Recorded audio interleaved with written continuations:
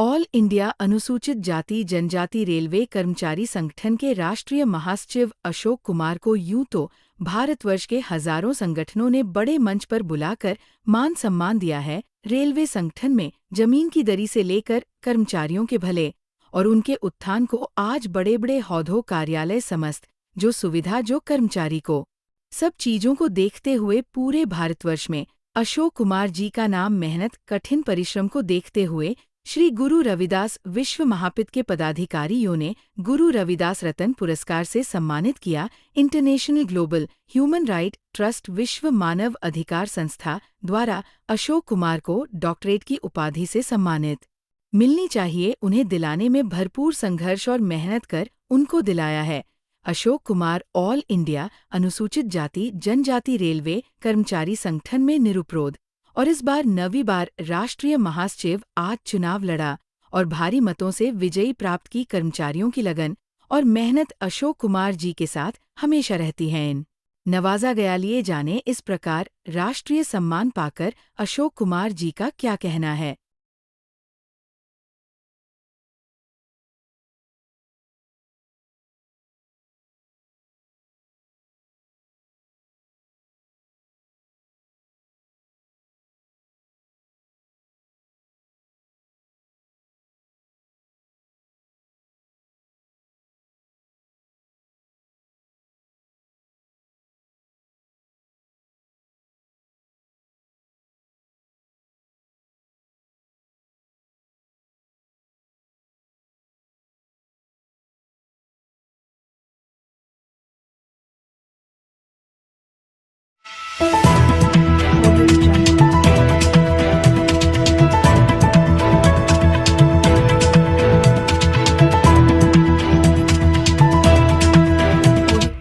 आपको डॉक्टरेट की जो उपाधि से सम्मानित किया गया है, इस संबंध में आप हमारी मीडिया को क्या कहेंगे? सबसे पहले तो मैं आप सभी को धन्यवाद देना चाहता हूं कि समय समय पर आकर के आप हम लोगों से वार्तालाप करते हैं और जिस विषय पे आप लोग चर्चा करना चाहते हैं, अंतर्राष्ट्रीय विश्व रविदास पीठ जो रजिस्टर्ड संस्था है जिसका हेडक्वार्टर हरिद्वार में सुरेश राठौर उसके संस्थापक हैं और अध्यक्ष भी हैं। उन्होंने रविदास रत्न के मतलब उससे मुझे सम्मानित किया। अभी पिछले सैटरडे को एक कॉन्स्टिट्यूशनल क्लब में कार्यक्रम आयोजित करके इस उपाधि से मुझे सम्मानित किया। तो इसके लिए मैं जितने भी विश्व मतलब रविदास विश्व महापीठ के जो जितने भी पदाधिकारी हैं और जो भी कार्यकर्ता हैं उनको मैं धन्यवाद देना चाहता हूं कि मुझे आप लोगों ने इस लायक समझा कि मैं रविदास रत्न से सम्मानित हो सकूं। और मैं भी विश्वास दिलाता हूं उन सभी को जो इस विश्वपीठ से जुड़े हुए हैं कि जिस आशा और उम्मीद के साथ आपने मुझे ये रत्न से सम्मानित किया है, मैं उस आशा और उम्मीद पे आपके ऊपर खरा उतरूँगा और प्रयास करूँगा कि मैं भी जो संत गुरु रविदास हैं उनकी जो वाणी है, जो उनकी मतलब किए हुए विचारधारा है, उसको जन जन तक पहुंचाने का कार्य करूँ। एक और आपको अभी की डॉक्टरेट की उपाधि दी गई है। एक अंतर्राष्ट्रीय संस्था है ग्लोबल ह्यूमन राइट ट्रस्ट जो ISO सर्टिफाइड है। उसने मेरे 10 जुलाई को मेरा जन्मदिन होता है हर वर्ष, तो 10 जुलाई को मुझे ऑनरेरी डॉक्टरेट की उपाधि से सम्मानित किया है। और उस उपाधि से सम्मानित करते हुए मुझे गर्व हो रहा है कि मुझे इस लायक उस ट्रस्ट ने समझा है कि मुझे ऑनरेरी डॉक्टरेट दिया जाए। तो मैं उनको भी और उनकी पूरी संस्था को धन्यवाद करना चाहता हूं कि आपने मुझे इस लायक समझा कि मुझे ऑनरेरी डॉक्टरेट की उपाधि दी जाए। तो मैं आप उन सभी लोगों को धन्यवाद करना चाहता हूं जिन लोगों ने मेरे लिए प्रयास किया और जिन लोगों ने मुझे इस मतलब ऑनरेरी डॉक्टरेट से सम्मानित। जो सम्मान सब मिलता है तो क्या और बेहतर करने की प्रेरणा मिलती है, ऐसा लगता है? देखिए, निश्चित रूप से बहुत अच्छा और बेहतर करने की प्रेरणा मिलती है। मैं तो शुरू से ही जो मेरे अनुसूचित जाति जनजाति अधिकारी कर्मचारी जो मेरी all India SC/ST railway employee association है, इसमें रहते हुए मैंने प्रयास किया है कि मेरा संगठन मजबूत हो और मेरे जितने भी अनुसूचित जाति जनजाति के कर्मचारी कार्यरत हैं रेल के अंदर या रेल से बाहर भी, मुझे कई संस्थाओं ने अपनी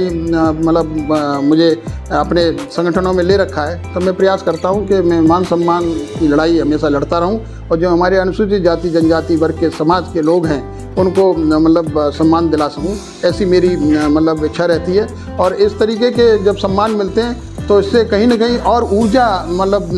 प्राप्त होती है और लगता है मुझे कि मुझे और अच्छा प्रयास करना चाहिए। जिस आशा और उम्मीद के साथ उन लोगों ने मुझे ये सम्मान देने का काम किया है, जिस आशा और उम्मीद के साथ उन लोगों ने मुझे सम्मानित किया है, तो मैं भी अच्छी ऊर्जा के साथ उन लोगों को ये वापस कर सकूं कि भाई मेरे समाज में जो मेरे लोग हैं उनको मान सम्मान बढ़ सके और उनकी लड़ाई में पूरी ताकत से लड़ सकूं। सर, लंबा प्रयास, लंबी मेहनत, लंबी जद्दोजहद करने के बाद लोग इस तरह के सम्मान पा पाते हैं। आजकल के जो युवा हैं वो शॉर्टकट में ज़्यादा जा सकते हैं। इस तरह आपने लंबी लड़ाई रेलवे कर्मचारियों के लिए एक अर्सा हो गया, आपको अभी भी लड़ाई लड़ रहे हैं, तो क्या लगता है कि शॉर्टकट जो युवा आजकल अपनाते हैं, नहीं बस जल्दी से कुछ काम हो जाए, लगता है आपको शॉर्टकट? हाँ, निश्चित रूप से ये जो हमारी all India SC/ST railway employee association है, किसी समय पे जब मैं इस रेल में भर्ती हुआ था तो मात्र all India SC/ST railway employee association का नाम था, लेकिन आज जो हमारा संगठन है, जो आज जो all India SC/ST railway employee association काम कर रही है, जिसको इतनी सुविधाएं मिली हुई हैं, मैं समझता हूं कि ट्रेड यूनियन के बराबर सुविधाएं मिली हुई हैं। उसमें हमारे बहुत सारे साथियों का, जो हमारे बहुत सारे बुजुर्ग जो आज हमारे बीच में नहीं है, RV दौरे जी, जसराम हन्नोटिया जी, BR घेरा जी, साहे साहब, बहुत सारे लोग ऐसे हैं जो आज हमारे बीच में नहीं है, लेकिन कहीं ना कहीं उन्होंने इतनी प्रयास किया, इतनी मेहनत की, उसी प्रेरणा को लेकर के हमने उनके इस कारवा को आगे लेकर के जा रहे हैं और इस संगठन को मजबूत करने का काम कर रहे हैं। लेकिन दुख तब होता है कि जब जो भर्ती होता है रेल के अंदर, रेल के भर्ती होने के बाद में तुरंत इस एसोसिएशन की तरफ उसकी निगाह आती है और वो ये सोचता है कि आज अशोक कुमार महामंत्री हैं तो मैं इनको हटा करके महामंत्री बनूँ या राष्ट्रीय अध्यक्ष बनूँ। यानी कि एसोसिएशन के लिए कोई उनका किसी भी प्रकार का कोई भूमिका नहीं रही है, किसी भी प्रकार का कोई कार्य नहीं रहा है। उसके बावजूद भी वो चाहते हैं कि संगठन के मुखिया बन करके हम इस पर कब्जा करें और ऐसी स्थिति में जो हमारे संगठन के लोग हैं वो निश्चित रूप से कहीं ना कहीं हर्ट होते हैं, निश्चित रूप से उनको दुख होता है कि जिन लोगों ने इतनी मेहनत की है वो लोगों को सम्मान न देते हुए लोग जो आज की वर्तमान परिस्थिति में जो नए लड़के आ रहे हैं, जो नई युवा पीढ़ी आ रही है, वो इस संगठन को कब्जा करने की बात नहीं कर रहा हूँ मैं, खराब करने का काम कर रहे हैं। क्या संदेश देना चाहेंगे युवाओं को? मैं युवाओं को यही संदेश देना चाहूँगा कि जिस तरीके से हमने माननीय JR हन्नोटिया के साथ रह के, RV दौरे साहब के साथ रह करके और हमारे बहुत सारे बुजुर्ग साथी जो आज हमारे बीच में नहीं हैं, उनकी प्रेरणा लेकर के उनके साथ हमने काम करना शुरू किया और आज हम ऐसी स्थिति में हैं कि जब वो जनरल सेक्रेटरी प्रेसिडेंट हुआ करते थे तो हम उनके साथ हर पूरे देश के अंदर कार्यकर्ता के रूप में जाया करते थे। आज वही जिम्मेदारी हमारे ऊपर है। तो मैं उन सभी लोगों को ये संदेश देना चाहता हूँ कि आगे आने वाला समय आप ही लोगों का समय है और आप लोगों को ये जिम्मेदारी दी जाएगी, बशर्ते कि आप इस जिम्मेदारी को ईमानदारी से निभाने का काम करें और जो संगठन आज जिस स्थिति में है कम से कम उस स्थिति में रहने दें, उससे बदतर स्थिति में ले जाने का काम न करें। इतना